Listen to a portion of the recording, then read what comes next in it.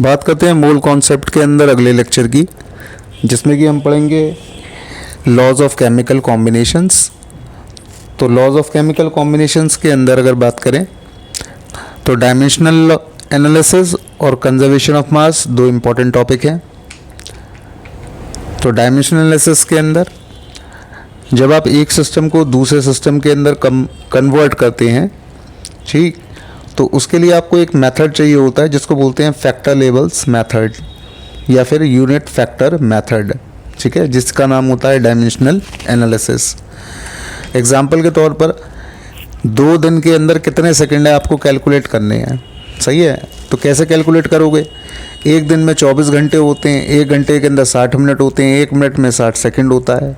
इसकी पूरी कैलकुलेशन आप निकालो 2 दिन के हिसाब से।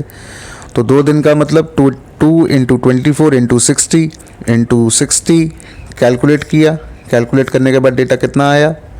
172,800 सेकेंड, ठीक है। अब केमिकल कॉम्बिनेशन के अंदर इस्तेमाल होने वाले कौन कौन से लॉज हैं? तो टोटल मिलाकर के 5 बेसिक लॉ इसमें काम करते हैं। पहला है कंजर्वेशन ऑफ मास, दूसरा है लॉ ऑफ डेफिनेट प्रपोर्शन यानी कि कांस्टेंट कंपोजिशन, तीसरा है लॉ ऑफ मल्टीपल प्रपोर्शन और चौथा लॉ है Gay-Lussac's law of gaseous volumes. 5वां लॉ है आपके पास एवोगैड्रोस लॉ। टोटल मिला के कितने हो गए? 5 लॉ। पहला कंजर्वेशन ऑफ मास, दूसरा लॉ ऑफ डेफिनेट प्रपोर्शन, तीसरा लॉ ऑफ मल्टीपल प्रपोर्शन और चौथा Gay-Lussac's law of gaseous volume, 5वां एवोगैड्रोस लॉ।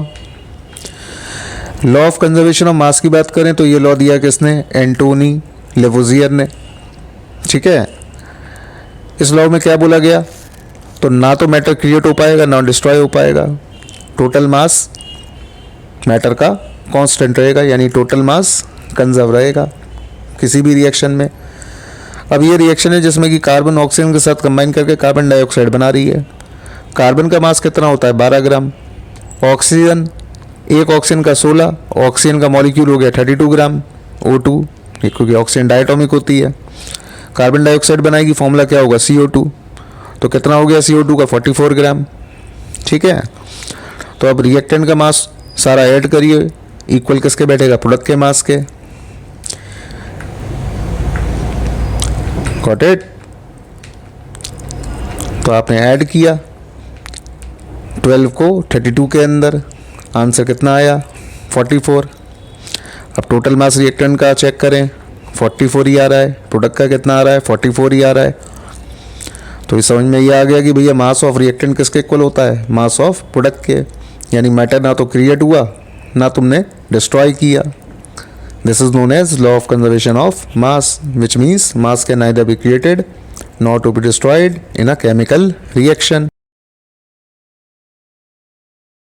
एग्जाम्पल दिया है जिसमें कि कैल्शियम कार्बोनेट को आपने हीट किया, CO2 बना और कैल्शियम ऑक्साइड बना। कैल्शियम कार्बोनेट आपने लिया 10 ग्राम, CO2 बनी 4.4 ग्राम, कैल्शियम ऑक्साइड बना 5.6 ग्राम। मास कैल्शियम कार्बोनेट का कितना लिया है? 10 ग्राम। CO2 का कितना बना? CO का कितना बना? जरा इन दोनों प्रोडक्ट के मासेस आप ऐड करिए, आंसर कितना आया? 10 ग्राम। यानी टोटल मास रिएक्टेंट का किसके इक्वल बैठा? टोटल मास ऑफ प्रोडक्ट के इक्वल बैठा, नहीं बैठा। तो इसी लॉ को क्या बोलते हैं? Law of conservation of mass. Got it? That is mass of reactant is equal to the mass of product. अगला law, law of definite proportion यानी कि कांस्टेंट कंपोजिशन। मान लो कि वाटर जो है वो आपने डिफरेंट सोर्सेज से ऑब्टेन किया, फॉर्मूला होता है वाटर का H2O। अब वो H2O लेक से ले आओ, ओशियन से ले आओ, लेबोरेटरी का वाटर हो, अल्टीमेटली इसमें है क्या? एक हाइड्रोजन और एक ऑक्सीजन। अब H2O के अंदर हाइड्रोजन का जो वेट है वो है कितना? 11.11% और ऑक्सीजन का कितना है? 88.89%। यानी बाय मास वाटर के अंदर हाइड्रोजन 11.11% है और बाय मास ऑक्सीजन कितनी है? लगभग 88.89%। अब अगर रेशियो निकालें तो ये रेशियो लगभग कितना बैठेगा? 1:8 का बैठेगा, नहीं बैठेगा? यानी कि जब भी 1:8 के रेशियो में हाइड्रोजन ऑक्सीजन कंबाइन करेंगे तो क्या बनेगा? हमेशा वाटर बनेगा। यानी any pure compound always contain the same element in a definite proportion by weight irrespective of source और method of preparation. This is known as law of definite proportion और definite composition. ये law दिया किसने? तो ये law दिया Joseph Proust ने। A given compound always contain exactly the same proportions of element by weight. This is law of definite proportion. Example water का तो ले ही लिया, दूसरा एग्जाम्पल है कॉपर के ऑक्साइड का। ठीक है, अब मैंने वाटर में तो बता ही दिया कि भाई वाटर के अंदर रेशियो कितना है, 1:8 का फिक्स रेशियो के अंदर। क्वेश्चन दिया मैंने कॉपर के ऑक्साइड पर, तो कॉपर का ऑक्साइड है क्यूप्रिक ऑक्साइड, उसमें 1.375 ग्राम आपने क्यूप्रिक ऑक्साइड लिया, उसको आपने हीट किया और आपको 1.098 ग्राम कॉपर मिली। तो आपने क्यूप्रिक ऑक्साइड का वेट कितना लिया? 1.375 ग्राम। उसमें कॉपर का वेट कितना है? 1.098 ग्राम। ठीक है, दूसरे एक्सपेरिमेंट में आपने कॉपर को डिसॉल्व कराया नाइट्रिक एसिड के अंदर, क्या बनाया? कॉपर का नाइट्रेट।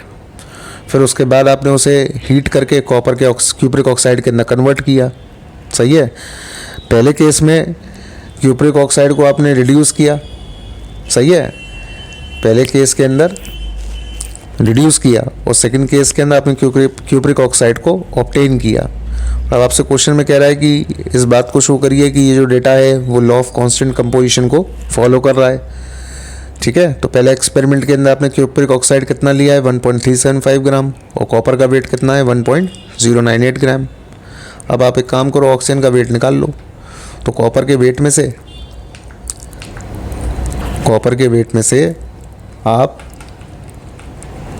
क्यूप्रिक ऑक्साइड के वेट में से आप कॉपर के वेट को माइनस कर लो।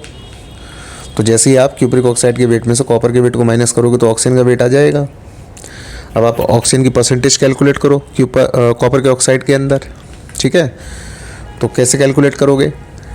तो कैलकुलेट करने के लिए ऑक्सीजन का वेट डिवाइड बाय कंपाउंड का वेट इनटू 100। इससे क्या निकल के आ गई? परसेंटेज, कि कॉपर ऑक्साइड के अंदर कॉपर की और ऑक्सीजन की परसेंटेज कितनी है? 20.14। दूसरा एक्सपेरिमेंट जो किया उसके अंदर कॉपर आपने कितना लिया? 1.179 ग्राम। कितना कॉपर ऑक्साइड बना? वो बना 1.476 ग्राम। ऑक्सीजन प्रेजेंट निकाला आपने, कितना ऑक्सीजन प्रेजेंट है? ऑक्सीजन आ गया निकल के 0.297 ग्राम। इसमें भी आपने परसेंटेज कैलकुलेट करी, तो परसेंटेज कैलकुलेट करने पे कितना आया? 20.12%। सही है, यानी कि ऑक्सीजन का जो परसेंटेज है वो दोनों ही केसेस के अंदर क्या रहा? सेम रहा, नहीं रहा?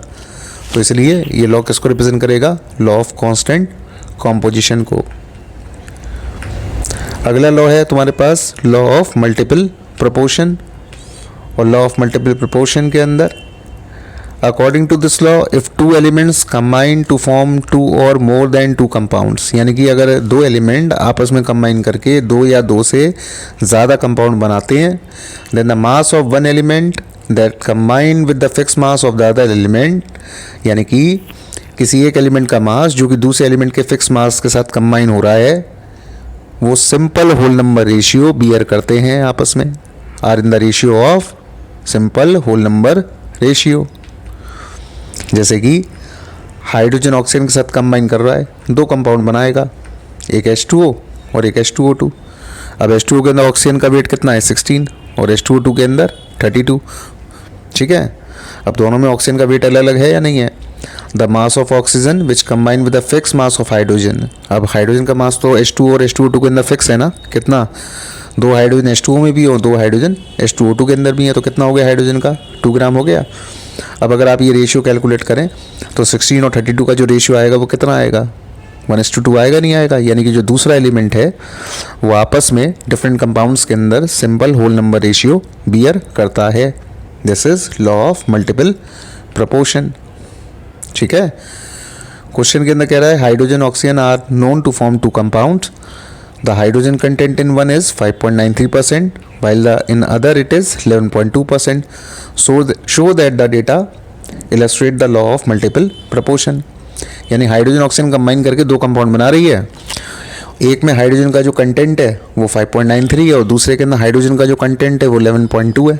ठीक है, अब लॉ मल्टीपल प्रोपोर्शन को फॉलो कर रहा है, तो फॉलो करने के लिए क्या कंसेप्ट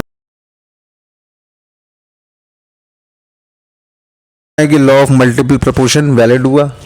तो फर्स्ट कंपाउंड के अंदर हाइड्रोजन 5.93%, ऑक्सीजन का परसेंटेज आपने निकाल लिया, 100 में से 5.93 माइनस कर लीजिए, कितना आ गया 94.07। अब सेकंड कंपाउंड के अंदर हाइड्रोजन का परसेंटेज 11.2 दिया हुआ है, ऑक्सीजन का 100 में से माइनस कर लो, वैल्यू कितनी आ गई तुम्हारे पास 88.8%। अब in the first compound the number of part by mass of oxygen that combine with one part by mass of hydrogen calculate किया। तो फर्स्ट कंपाउंड के अंदर वैल्यू कितनी आ रही थी 94.07, उसे डिवाइड किया 5.93 से, कितना हो गया बाय पार्ट वेट कितना हो गया 15.86।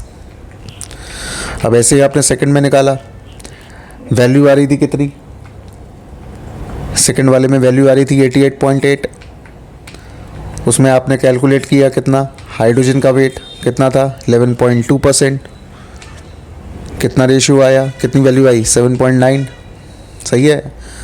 अब अगर 15.86 और 7.9 का रेशियो निकालोगे तो ये रेशियो कितना हो गया 2:1 का, सही है।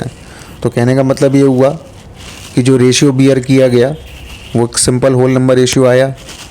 तो ये डेटा किसको प्रूव करता है, लॉ ऑफ मल्टीपल प्रोपोर्शन को। Gay-Lussac's law of gaseous volume, ठीक है, यानी अगला टॉपिक, अगला law Gay-Lussac's law. Gay-Lussac's law of gaseous volume यानी कि ये लॉ केवल और केवल गैसेस पे वैलिड होगा। इस लॉ के अकॉर्डिंग गैसेस हमेशा वॉल्यूम के टर्म में कंबाइन करती हैं, और ये वॉल्यूम का जो रेशियो रहता है वो सिंपल होल नंबर रेशियो रहता है। टेम्परेचर और प्रेशर की वैल्यू सेम होनी चाहिए, ठीक है। 100 ml हाइड्रोजन 50 ml ऑक्सीजन के साथ कंबाइन करके 100 ml ऑफ वाटर वेपर बना रहा है। रिएक्शन में हाइड्रोजन 100 ml है, ऑक्सीजन 50 ml है, वाटर कितना बना 100 ml, ठीक है। अब आप हाइड्रोजन ऑक्सीजन को कंबाइन करके वाटर को बना रहे हैं, बैलेंस इक्वेशन आप नोट करिए। तो बैलेंस इक्वेशन को बनाने के लिए टोटल वाटर 2 बन रहा है, तो हाइड्रोजन के कितने मॉलिक्यूल इन्वॉल्व हुए, ठीक है, 2 मॉलिक्यूल इन्वॉल्व हुए। एक मॉलिक्यूल का वॉल्यूम कितना हो गया 1 वॉल्यूम, सही है। तो 1 volume of hydrogen plus 1 volume of hydrogen plus 1 volume of oxygen, total कितना वॉल्यूम बना वाटर वेपर का 2 volume. Thus the volume of hydrogen and oxygen which combine together bear a simple whole number ratio, ठीक है, यानी ratio कितना आया 2:1 का, ठीक है। तो ये था गियोले-सेक्स लॉ। डाल्टन्स की आती है एटॉमिक थ्योरी। इस एटॉमिक थ्योरी के अंदर बोला गया है कि मैटर जो है वो इंडिविजुअल पार्टिकल्स का बना हुआ है जिनको कि एटम्स बोलते हैं। किसी भी एलिमेंट के एटम्स आइडेंटिकल होते हैं फिजिकल और केमिकल प्रॉपर्टीज़ के अंदर, और डिफरेंट एलिमेंट्स के एटम्स की प्रॉपर्टीज़ डिफरेंट होती है। Compounds are formed when atoms of different element combine in simple whole number ratio. Compound तभी बनेगा जब डिफरेंट एलिमेंट के एटम्स आपस में एक दूसरे के साथ कंबाइन करके simple whole number ratio bear करेंगे, ठीक है। एटॉमिक मास या एटॉमिक वेट, आज की डेट में किसी भी एटम का एटॉमिक मास जो निकाला जाता है उसके लिए स्टैंडर्ड यूज़ किया जाता है कार्बन 12, यानी कार्बन 12 आइसोटोप का यूज़ किया जाता है। एटॉमिक मास यूनिट का मतलब होता है कि किसी एटम का मास कार्बन 12 आइसोटोप के मास के कंपैरेटिव कितना भारी है। कार्बन 12 का जो मास लिया जाता है वो उसका 1/12 पार्ट लिया जाता है। That is, one atomic mass unit is equal to the number of times one atom of the element heavier than 1/12th mass of carbon 12 isotope। अब इस एटॉमिक मास यूनिट को शॉर्ट में बोला जाता है AMU, ठीक है। और 1 AMU की जो वैल्यू होती है वो होती है 1.66 इंटू 10 की पावर माइनस का 24 ग्राम। शॉर्ट में आज की डेट में AMU को हटा करके U वर्ड का यूज़ करा जाता है, और U का मतलब होता है unified mass. For example, 1 hydrogen atom is 1.008 times heavier than AMU, यानी हाइड्रोजन का जो मास है एक एटम का उसकी वैल्यू 1.008 AMU है, ठीक है। अब आपको एवरेज एटॉमिक मास निकालना है।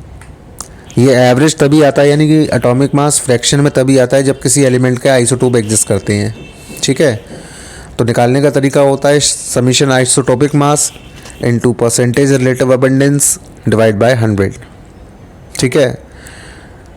एग्जांपल के तौर पर आइसोटोप आपको दिए कार्बन के 12, रिलेटिव अबंडेंस है इसका 98.89, यानी कि नेचर में 98% लगभग पाया जाता है। एटॉमिक मास है इसका 12 AMU। कार्बन 13 का 1.108, एटॉमिक मास होता है इसका 13.0035 AMU। कार्बन 12 सबसे कम यही होता है, कार्बन 14 रेडियो एक्टिव होता है, नेचर में सबसे कम पाया जाता है। रिलेटिव अबंडेंस इसकी दे रखी है 2 × 10⁻⁻10। एटॉमिक मास इसका 14.00317। अब इन तीनों आइसोटोप का मुझे निकाल के देना है एवरेज मास। निकालने का तरीका summation isotopic mass into relative abundance divide by 100। तो पहले वाले आइसोटोप का मास कितना है 12 और अबंडेंस कितनी है उसकी 98.892।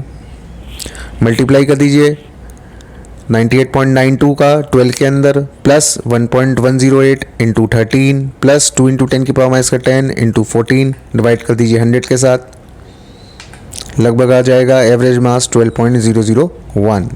सही है, क्योंकि मास फ्रैक्शन में आ रहा है। तो जब भी किसी एलिमेंट का मास फ्रैक्शन में आ गया तो ये श्योर शॉर्ट है कि उस एलिमेंट के आइसोटोप एग्जिस्ट करते हैं।